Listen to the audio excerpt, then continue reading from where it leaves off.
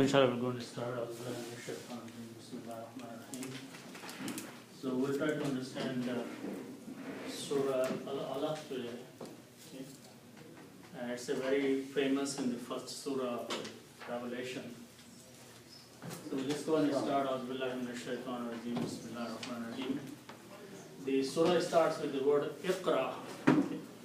So the first word basically has the root letters of Ra and Hamza. This is an alif, basically it's a chair for the Hamza.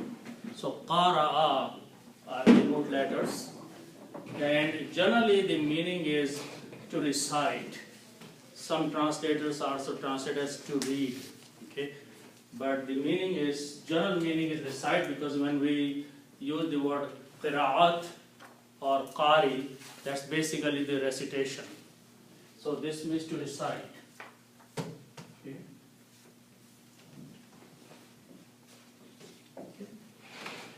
And the command is made, if you have 3 letters word and you want to make a command out of it, what we usually do, we add an alif in the beginning with a kasra and combine these 3 letters, Iqra, like that. Iqra is an order, it's a command. Okay.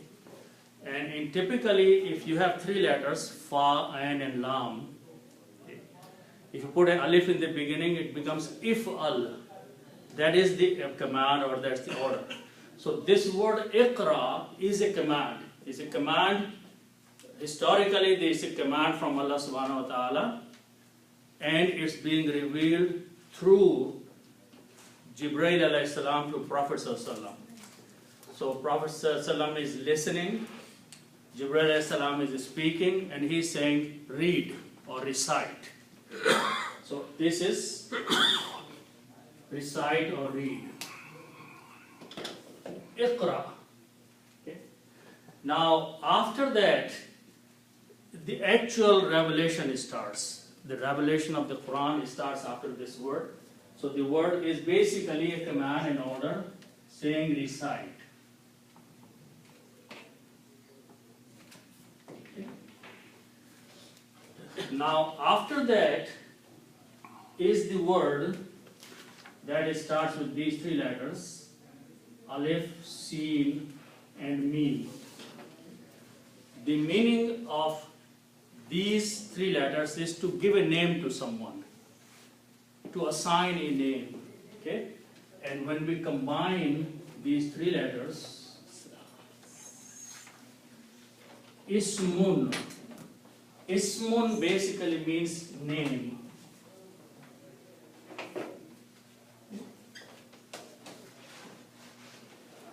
Ismun is the original letter, the word, and Ismun means name. Okay? So we have a word Ismun, and then we have, so I'm going to write down Ismun, because we need to combine these 3 letters, Ismun, and then the other word is Rabbun. Okay? And another word that we need is Ka. Ismun means name, and Rabbun means Lord. And we have seen the formation of this word many times. Any noun, any name always ends up with 2 dhammas, the sound of noon. So this is a noun, Ismun, has 2 dhammas, sound of noon. The full word is Rabbun. Okay? Rabbun means Lord or sustainer, and there are many meanings of that. And Ka here is a pronoun. Ka means you. And this is for one person, you. Okay. Ka is, if you're pointing to someone and saying you, one person, it means Ka. Okay. So now, by the rules of the combinations, we combine first these 2, Rabbun and Ka. Okay? So the meaning will be if I combine these, in English what we do, you actually put an off in between. Okay? So it becomes Lord of you. By putting an off in between two English words, the word becomes Lord of you, or in a better way we can say your Lord. Lord of you means same thing as your Lord. So the English combination will be your Lord. What we do in Arabic, to bring the meaning of this off, we change two dhammas into one. So this becomes Rabbu. Okay? And there is no change takes place here. So Rabbuka is the word that means your Lord. Okay? So the first combination is Rabbuka, and it is written this way together. Rabbuka, your Lord. Okay? Excuse me, why not the ka becomes ki? Usually the second word becomes kasra. Okay, pronouns don't decline. Pronouns don't change. Only nouns change. Okay? So if you have kitabun and Allahu, Allahu is the noun. It changes into Allahi. Okay? But the pronouns do not change. Pronouns never change. The only time you see a change in the pronouns is the pronunciation of that. But grammatically, pronouns I, you, he, she, they don't change. Okay? So they stay ka as ka. Okay? So Rabbuka is the word means your Lord. Okay? Now what we are going to do, we are going to combine this word with this word Ismun. Ismun means Lord. Name. No, name. And Ismun means name. Sorry. Okay? And we are going to do the same thing. We are going to put now an off in between. Okay? So the English word will become name of your Lord. Okay? Name of your Lord. But what we have to do in Arabic words, two changes. In the first word, Ismun will change to Ismu, because that's the rule. So we change this to Ismu. Okay? And Rabbu is the noun. So it will become Rabbi. So this will become Rabbi. That's the rule we have been learning, that both words have to change. The first word, two dhammas change into one. In the second word, the dhamma changes to a kasra. So now the sound will become Ismu Rabbika. Ismu Rabbika means name of your Lord. Okay? Now one more change will take place, is that B means in or with. So we are going to put the letter B in the beginning. Okay? Now B is a harf-e-jar. Harf-e-jar is like a preposition, and we have been learning that if a preposition comes, it has some effect on the noun after that. And the effect is that it looks at the last letters, dhamma, and changes into a kasra. So Ismu becomes Ismi. Also, when we read together, we do not pronounce this alif. We say Bismi. Okay? As a matter of fact, we don't even write the alif. In the other places, we have been learning that when we will see at many other places, for example here, Allazi, alif is there, but we left the alif there, even though we are not pronouncing, we're pronouncing Rabbi Kalladhi, but alif is left there. In this case of Ismun,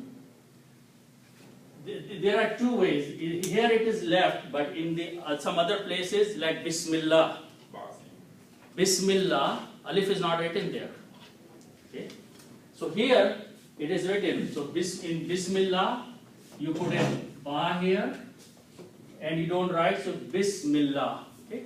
So it's a very unique, but meaning does not change. Anyway, so Bismi Rabbika means in the name of your Lord. Recite in the name of your Lord. So Allah subhanahu wa ta'ala is instructing through Jibreel alayhi salam to Prophet sallallahu alaihi wasallam, recite whatever is being revealed to you, but the recitation should start with the name of your Lord. Okay? So that's the meaning so far. In the name of your Lord.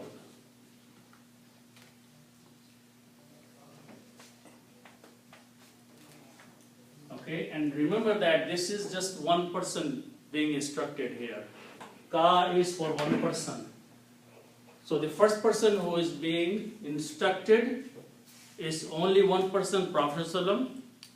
He is being instructed, he is being commanded, he is being ordered to recite, but the recitation or the reading is going to start with the name of your sustainer or your Lord or Allah subhanahu wa ta'ala. Okay? Now, because he is receiving it first time, the revelation, until now he has no idea, he is not a prophet at that time. He has no idea of any revelation or anything. First time he is hearing these words. So naturally, the next thing should come in somebody's mind. What is this Rabb that is being told? So Allah subhanahu wa ta'ala is explaining further. Okay? So let's look after that. The word after that is Alladhi. Okay?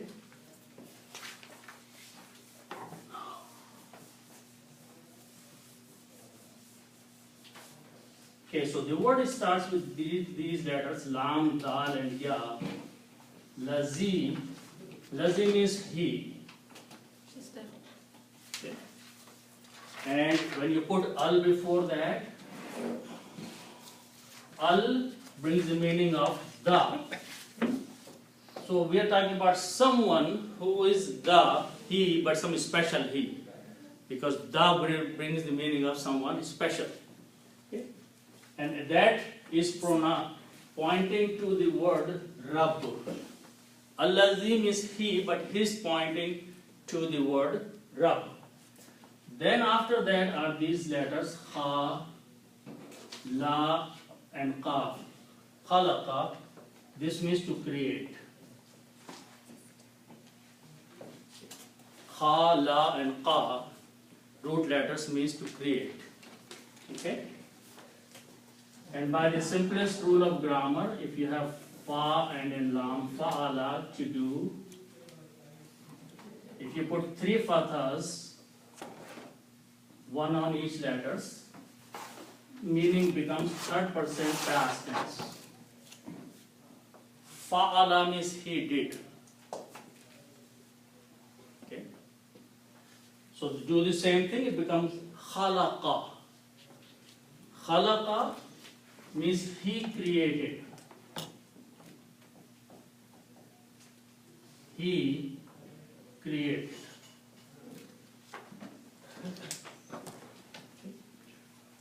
Alladhi, he, khalaqa, created. So here, Alladhi is pointing to Rabb, okay, he, and khalaqa means he created, but in the sentence to make the proper English, you will write down who created. He who created. If you put down he created, the English sentence will not be very good. So instead of writing he created, you will translate it he who created.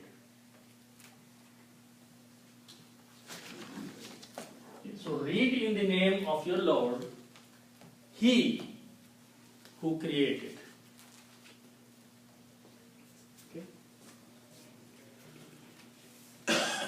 Now the other rule in the next ayat is that if you have a khalaqa, which is a verb, khalaqa is a verb, something is being done. Okay? He created. Okay? Then the next word starts with these three letters, alif, noon, and seen. Okay? And the noun from this is insanun.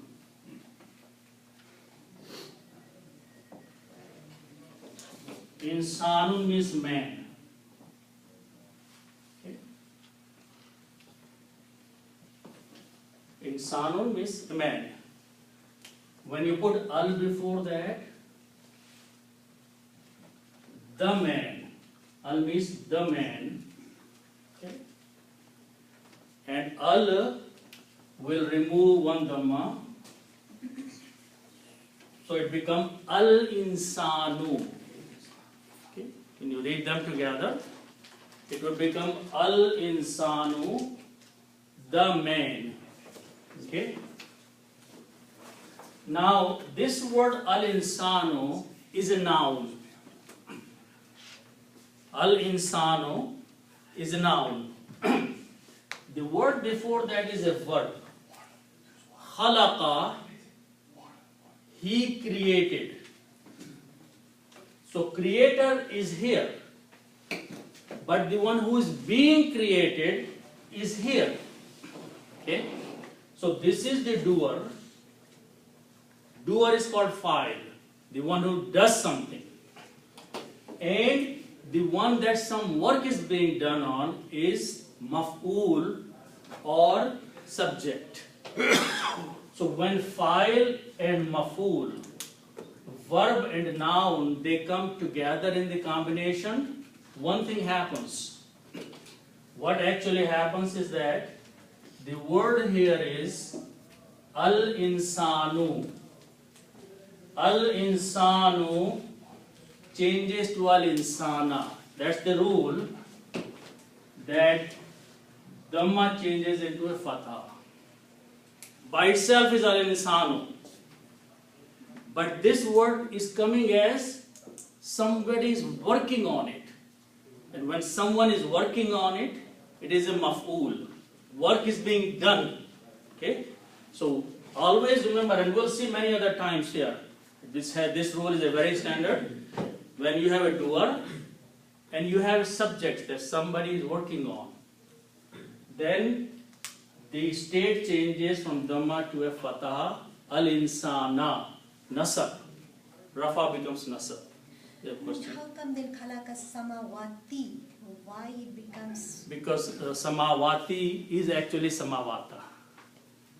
In Arabic, plural has two states only, samavatu, samavati and samavati. There is no fatha. Samavati comes in two states. When we come across that kind of word, I'll explain that in more details. But it is a state nasab. Okay, but nasab actually there is a kasra, not a fatha. So khalaqal insana, he created the man. Okay, that's the word in the Quran. He created. Now who is he? He is again pointing to Rabb, the Lord who created the man. Okay, so this is created the man, or he created the man. Okay. Now the next word starts with these letters, and lam and qaf. Okay. Alaqa. The noun is alaqun. Okay. Remember that all the nouns always end up with two dhammas, the sound of noon. Alaqun. Alaqun has multiple meanings, but the most meaning here is that the blood, when it becomes hard, It's in the terminology called congealed blood. The blood which becomes hard. Okay? That is called the alaqun. Okay? Alaqun also has, in a biological term, is also has something. Basically, what it is that when the creation of the man starts, or the human being starts in the womb of the mother, the first formation is that it becomes, after the cells start dividing, it becomes a small clot of blood. Small blood. Reddish. Congealed means like a frozen. That is the very first stage of the creation inside the womb of the mother. And then this clot of blood starts building into human shape. So that particular thing is called alaqun. Okay? So that is what this word is, alaqun. Okay? And what does the verb mean? Alaka. These are 3 root letters, and basically it means to hang something, or there are many meanings. But alaqun is especially used for the blood. Now this is a noun, so I don't know if you can create a verb out of this blood, So alaqun is the, okay? Now min is a harf jar. Min means from. Okay? And what harf jar does? It looks at these last letters, dhammas, and changes into kasras. Min alaqin, from the blood, from this congealed or hard blood, he created man. Okay? So from, and it's a congealed, Gealed,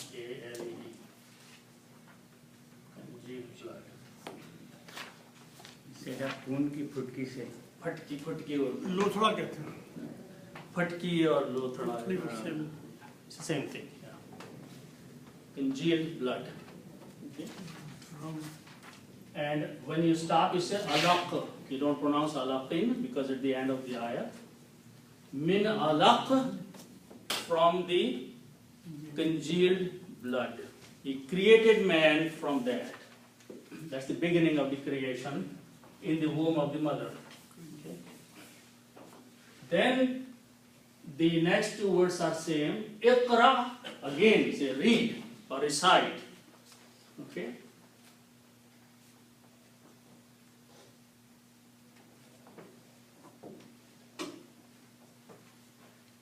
And the word again we have seen, wa means and, Rabboka means your Lord. Okay? We just saw these 2 words. And your Lord. Okay? And kaf ra mi. Karama. Karama means to honor someone. Okay? To honor.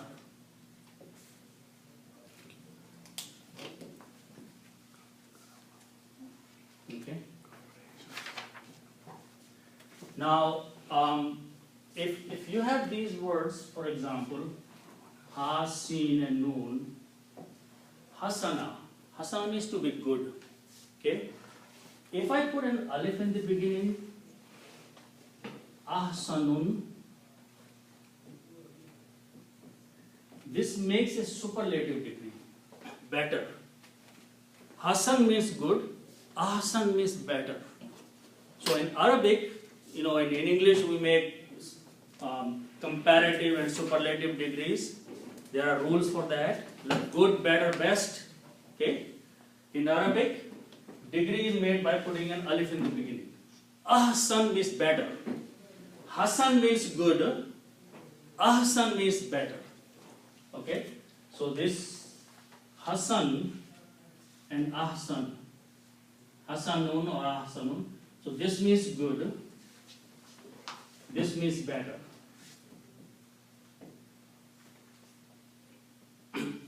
Okay? So here, if you look at that word, al-akramu, al is a separate word, al means the. And the word is akram, which is from ahsan, most honored, the most honored. Al-akramu means the most honored, the most generous. Okay? So that is the sifat of Allah subhanahu wa ta'ala. Alladhi iqra, or recite, wa rabbuka, and your Lord is most honored, most generous, the greatest one. Okay? So that is the meaning of Al-Akramu, the one who is very, very most honored. Allah subhanahu wa ta'ala sifat. Okay? So what is ahsan, better or best? In Arabic, there are in English there are 3 stages. One is comparative, then third one is superlative. In Arabic, there are only 2 stages. Okay? How do you distinguish? If you are comparing with one person only in the context, then ahsan will be better. If the statement is about all the people, then it will be best. Okay? So there is only one way of making it.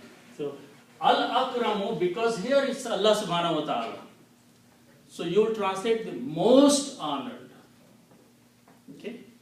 If it was comparing 2 people, then you can say this is more honorable or more honored than this person.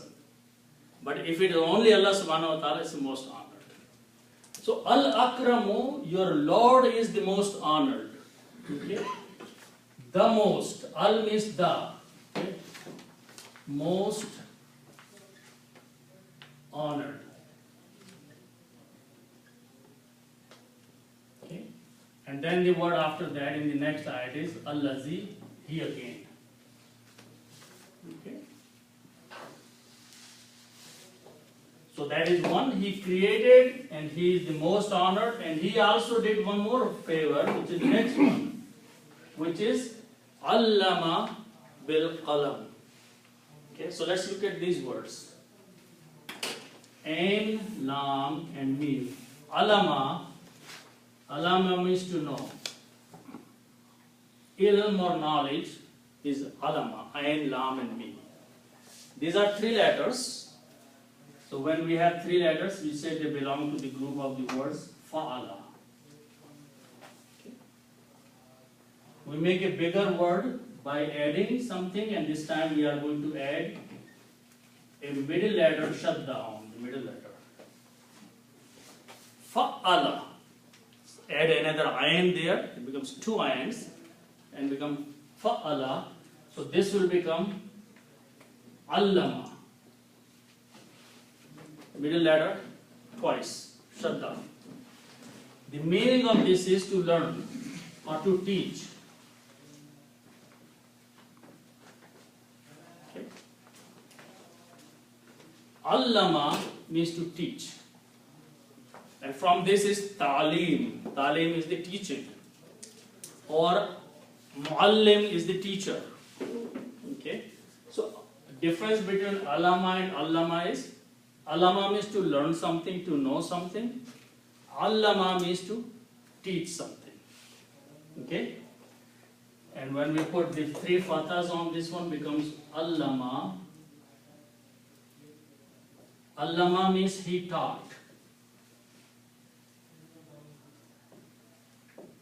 Okay? Here he is Allah subhanahu wa ta'ala. Allama, he taught. Okay? So the word becomes he taught.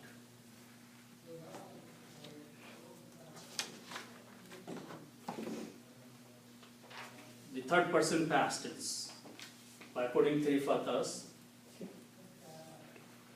The next word is, starts with these 3 letters, Qaf, Lam, and Mim. And qalamun means pen.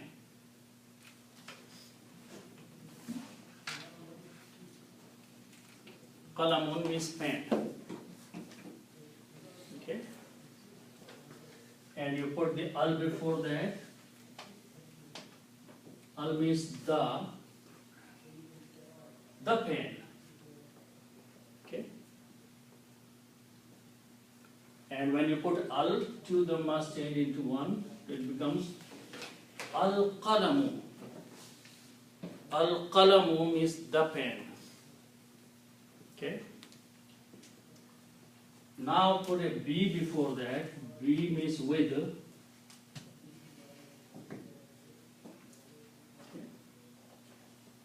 And B is a preposition, is a harf-jar.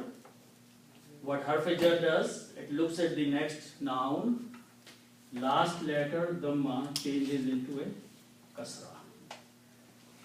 It becomes al-qalami instead of al-qalamu because of the B. With the pen. Okay? And when you pronounce, you do not pronounce this alif, pronounce bil qalami. And when you don't pronounce, then this changes into a small swal called hamzatul wasl. Okay. Bil qalami, with the pen. He taught with the pen. Okay. He taught knowledge to human being, and Allah subhanahu wa ta'ala used the pen to teach the knowledge, so they can communicate to each other through writing. Okay? Bil qalami, with the pen.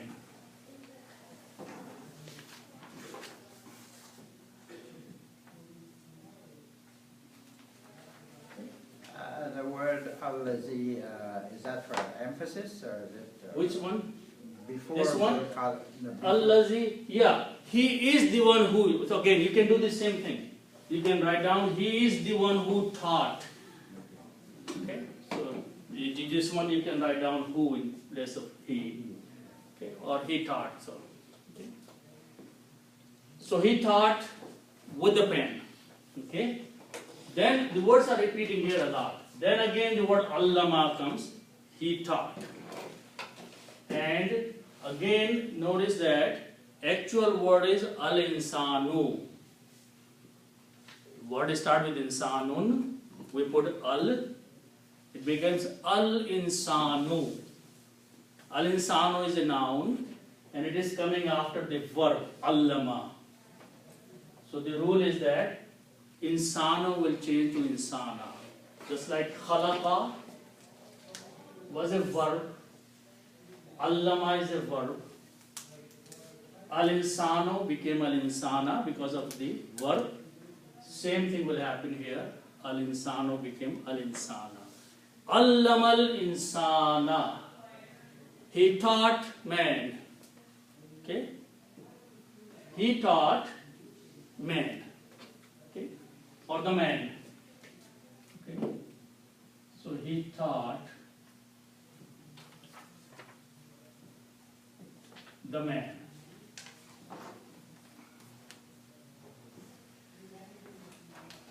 Okay? Now let's look at the next three words.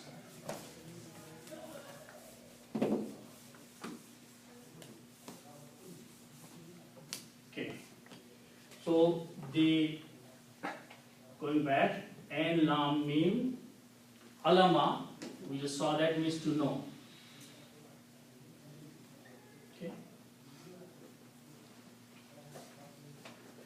Also, if we have these three letters, fa'ala is to do, okay, and if we put a ya in the beginning with a fataha and pronounce yaf'alu, this is the grammar of he does. Present tense, third person. Ya is the present tense, third person. Yaf'alu. Okay. So if I apply that on these three letters, it will become ya'alamu.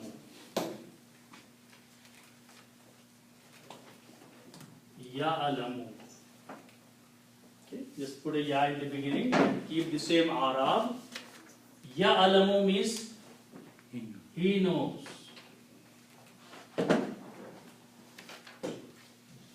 Okay. Okay. Then the word ma means that which.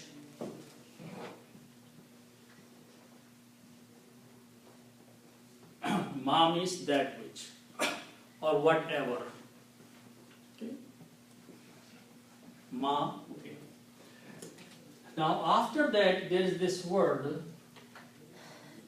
lam. Okay. So lam with the alif, la means not, and lam with the meme lam also means not. Okay. But there is a difference. Okay, and we'll see that difference here. Okay. The la is simple. Whenever you want to say negation of something, you use the word la. Okay. But lam is a more powerful word. It does few things. So let's see what it does. Lam. Okay. First thing its meaning is not. Simple meaning is not. Okay. But whenever lam is used, it now also notice that ya'lamu means present tense. He knows is in English is present tense. In Arabic is word ya'lamu is a present tense word. Okay. So it does two things. Okay. When lam comes before a present tense like this, first thing it does, it looks at the last letter here and changes into a sukoon. That's the first thing. Whenever you will see lam, there will be a present tense after that. The last letter dhamma will change into sukoon. So the pronunciation will become la ya'lam. Okay. The second thing which is more important it does, it pulls into the past tense. It pulls the meaning into the past tense. So the meaning will be he knew, not he knows anymore. He knew. So the meaning becomes knew. Okay?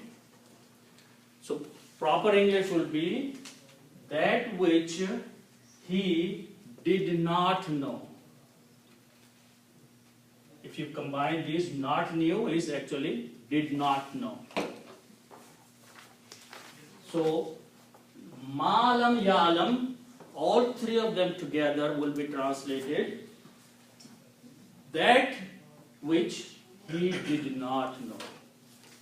Allamal insana, he taught man that which man did not know. The man did not know, Allah subhanahu wa ta'ala taught him. Okay, so that's the meaning of Allamal insana ma lam ya'lam. Okay, ma means that which. Is that a huruf jar? Which one is harf jar? Ma? No, ma is not a harf jar. That which he did not know.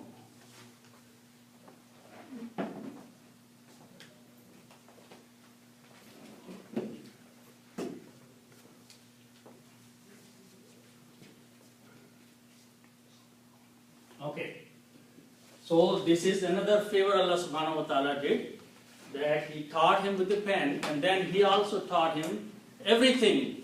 When we are born, we don't know anything. Or when the mankind was created, Allah subhanahu wa ta'ala decided to give him knowledge. Okay, so to mankind, other creations are there, but Allah subhanahu wa ta'ala has not given that kind of knowledge. That has been given to mankind, okay, which he did not know. Okay. Then the word kalla. Kalla is simply said no, or nay. Okay. That in English, if you are talking to someone and you want to emphasize on your during conversation, say nay, no, hold on, I want to tell you something. Okay. That's the meaning of kalla. Okay, there is no word, this is just a one full word. Okay, So the meaning is nay. Okay. Then after that are two words. Okay. One is inna. Inna has meaning of sure or indeed. Sure, surely, or indeed. Okay. Which means what is being said now is a definite statement. There's no doubt in that statement which is being mentioned now after the word inna. So inna, like in English you start the sentence indeed, or definitely, or surely. No. Okay. Now if you notice one thing, inna does something also. In Arabic, a lot of words have effect on the next word. Okay? The actual word is Allahu. Okay? Think of the word Allahu. When you recite or read the ayat, Inna Allaha ala kulli shay'in qadir. Very commonly. So what happened? Inna made it Allaha. Actual word was Allahu. But in the ayat it says Inna Allaha. So what inna does? It looks at the next word and changes the last letter dhamma to a fatah. So the word was al-insanu. Okay? It became al-insana because of the inna. So the meaning is that nay, surely the man.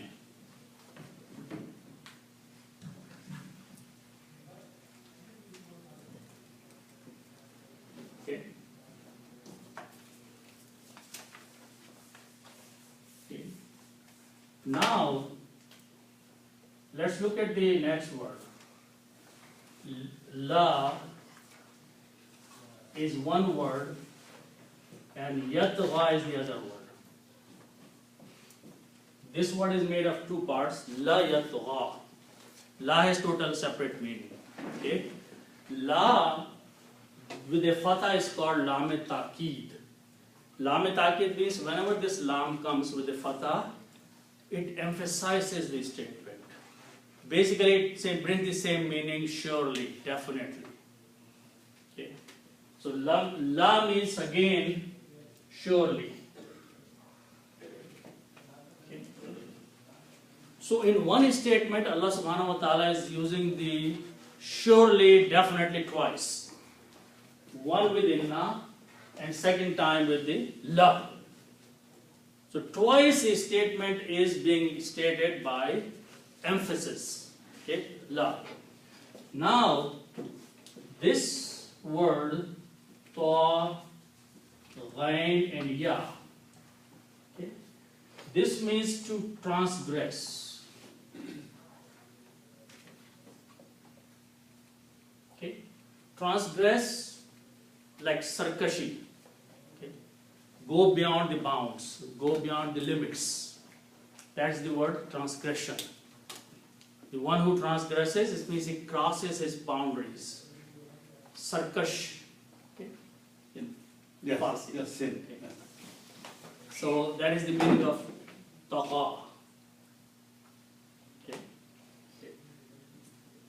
If you know the word tughyan, okay, Yes. tughyan is when the water crosses the bank of the river, overflows. And when it crosses the limits, it becomes harmful instead of beneficial. Because when the tughyan comes in the river, the water, because of the flood, goes over the banks, and whatever comes in the path, it hurts, drowns, kills the crops, okay, damages the things, drowns the people. So the same water which was beneficial, once it crosses its boundaries, it becomes harmful. Okay? So Allah subhanahu wa ta'ala is using that word for insan. Okay? So fa'ala, again going back to that, Yaf'alu, he does. We just looked at this word. Yaf'alu. He and present tense does. Okay? So apply that here on these three letters. Okay? So what you do, you put a ya in the beginning with a fatha, just like there. Then you take the three letters, ta, ghain and ya, and you put the same arab. This has a sukoon, this has a fatha, this has a dhamma. Okay? The meaning will be, he transgresses, present tense.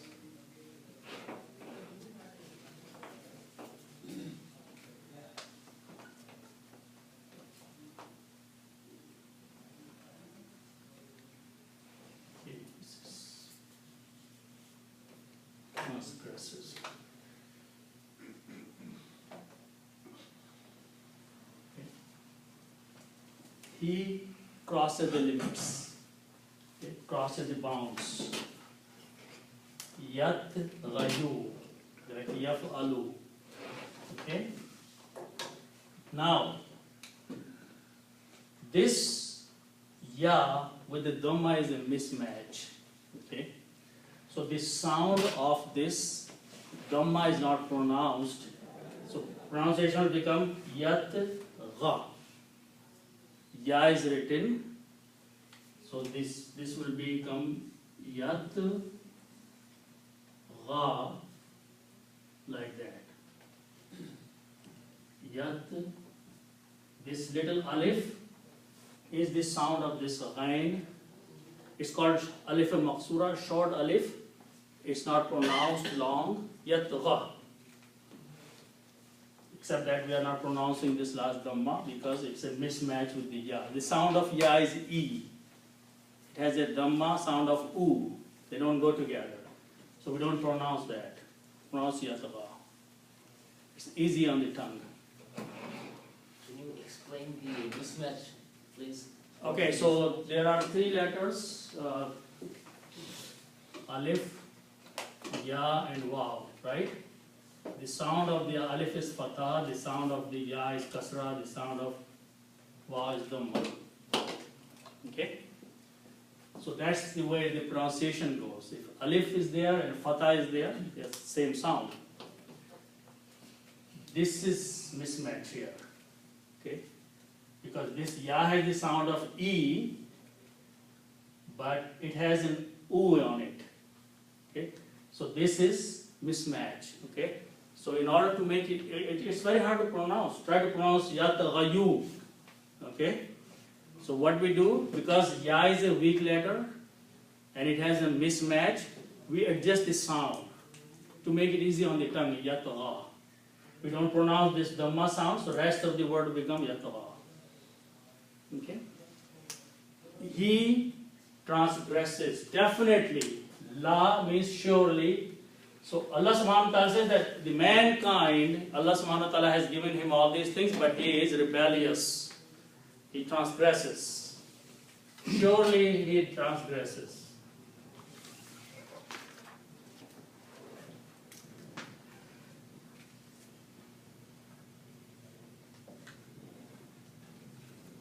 Okay?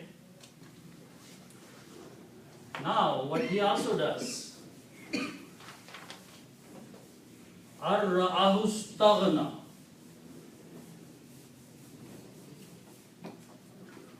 Okay. So, ra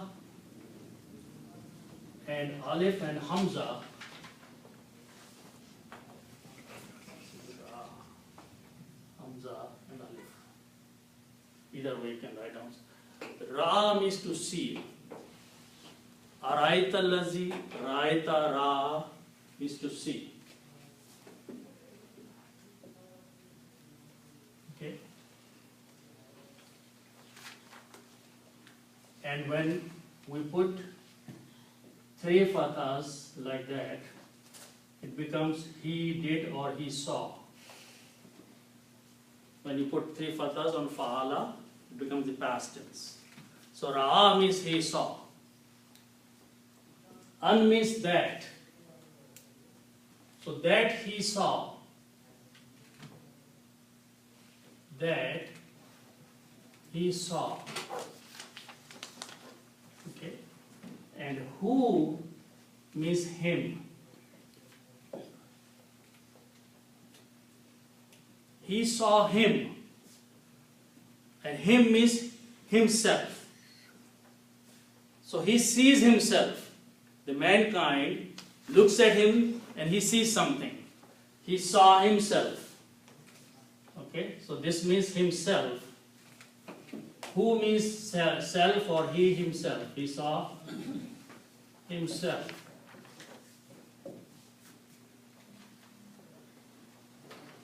That's the first thing Allah subhanahu wa ta'ala is mentioning. After that he transgresses. He crosses the boundaries and the limits of everything. And then what else he does? He sees himself something. He finds something in himself. So that is ar-ra'ahu, that he saw himself. What did he see himself? Astaghna.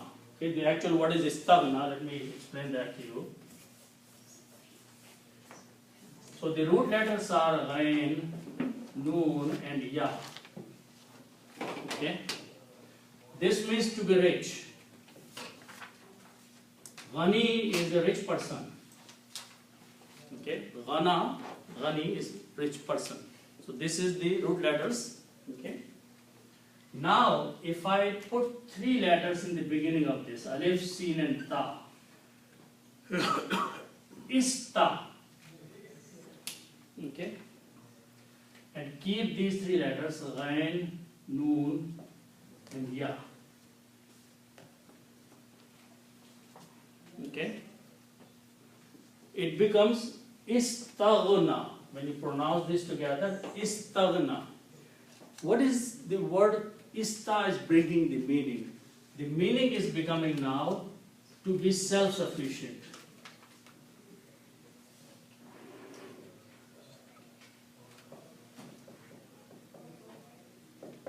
Okay. When a person becomes very rich, he has everything. So what he says, I don't need anybody. I'm self-sufficient. That's istaghna. So ghana means to become rich. But istaghna is that I have everything, I don't need anybody. Okay. So that's the word here. He sees himself, I got everything. So can I apply to fa'ala, istaf'ala? Is there any word? Yes, this is actually the best example is ghafara. Okay. Ghafara means to forgive. Okay. Ist, put the ist beginning. This is one of the bab number 10. When you put ist in the beginning, the meaning becomes istaghfara. Okay. What is istaghfara? Asking for forgiveness. Istighfar, ghafara is the quality of Allah subhanahu wa ta'ala. He forgives. Istaghfara is the characteristic of human being. He asks for forgiveness. Okay? So istighfar, when we say astaghfirullah, we put ist in the beginning, it brings the meaning of asking there. Okay? Here, you can apply the similar meaning. Someone is rich and someone is saying that I have everything, I don't want anybody's help. Sufficient. To be sufficient completely. Okay? That is istaghna. Okay? And there are many other words, istama, istamala, istamal, and many words which ista is beginning in the beginning. You want to finish it, or the time is up right now? It's up to you. So if we give 5 minutes from break to you, and if you want to finish. Yeah, okay. So do it. Okay. So istaghna, that's the word. He saw himself that he is self-sufficient, which means he doesn't need, any help, or he doesn't need anything from Allah because he has got everything. Okay, so that's the meaning of that he transgresses and he says, I got everything. Istaghna, self-sufficient.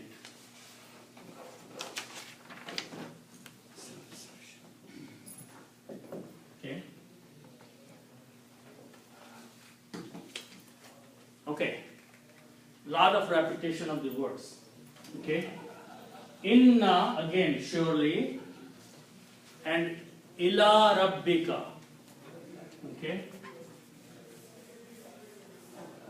So inna means surely,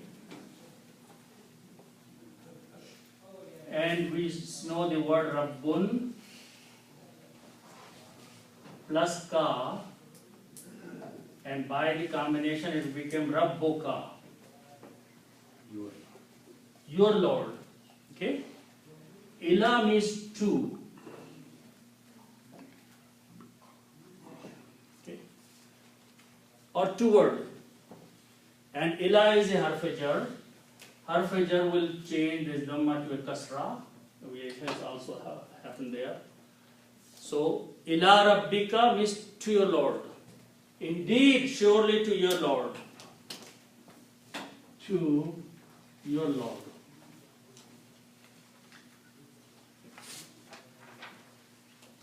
Okay.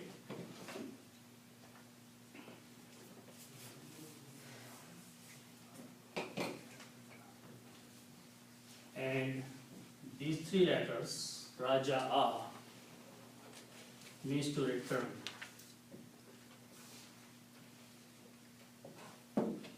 Okay. Very commonly we use this word when we say Inna ilaihi raji'un. Raji'un is Raja. We return to Allah. Raja means to return. And Ar-Raja means the returning. Ar-Raja or Raja'a means the returning. Okay? So indeed to your Lord is the returning. Just like Raji'un, we return to Allah. And here it says to your Lord is the return. Okay? So Allah is saying that, okay, you can be istaghna and you can be yatgha, but the end is that You will return. Okay? Is the return. You won't go anywhere. Yeah, you will not go anywhere. Okay? Now, Ara'aita. We read beside this surah about Ara'aita al-Lazi. Okay? Ra'a means to see. We just saw the word Ra'a means to see. Ara'aita means you saw. When you put a ta in the beginning, it brings the meaning of you. Okay, so Ara'aita. Okay, here you saw. Okay, or did you see? Allazi means him or he. Yanha. Yanha, we'll just take this one, noon, ha, and ya. Yanha means to forbid.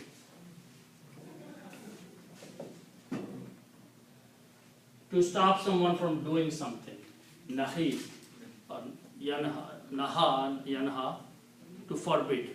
Nahi anil munkar, we use this word all the time. Amr bil maruf, nahi anil munkar. Nahi means to forbid. And notice that there is a ya in the beginning. Ya brings the meaning of present tense. Yanha, he forbids. Okay? Ara'aita allazi, you saw, or did you see him who forbids?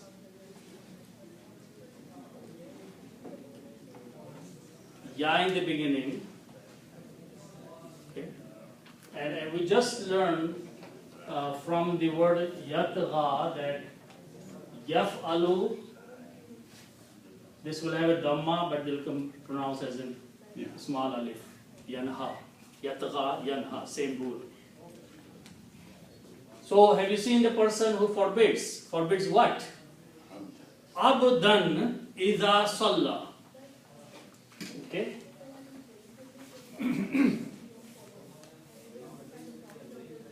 Abdan means slave. Abdun is slave. Abduns means slave. Abada means to be slave or to worship.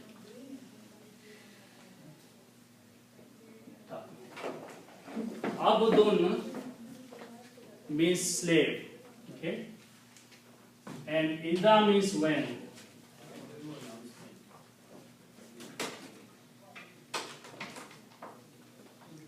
Okay. So, did you see the one who forbids the slave when? Okay.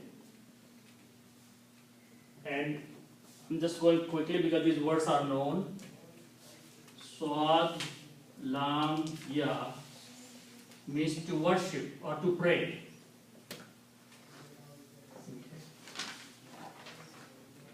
And Salah means he prayed. So what is happening that when Prophet ﷺ is standing to pray, people are trying to stop him. In the very beginning, this is very, very beginning.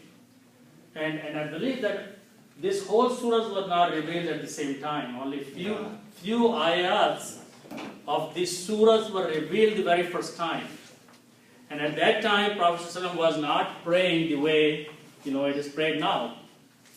So when the rest of the surah was revealed, he was praying in the Kaaba. And mushrikeen were stopping him. What are you doing? Don't do this.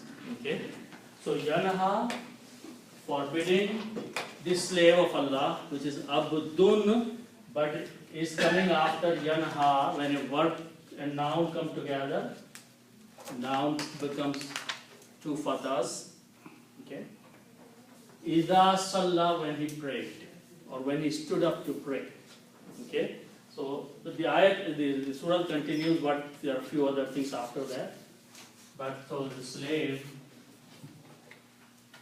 when he prayed, or you can say when he prays. Okay, but actually when he stood to pray, they stopped him. When ayat is coming, we translate when he prays. Okay. So there are about 9 more ayats of this surah with more details in them. Okay, but remember that this is the very first revelation of the Quran, and these things are being mentioned. Okay? So inshallah we'll stop. So we have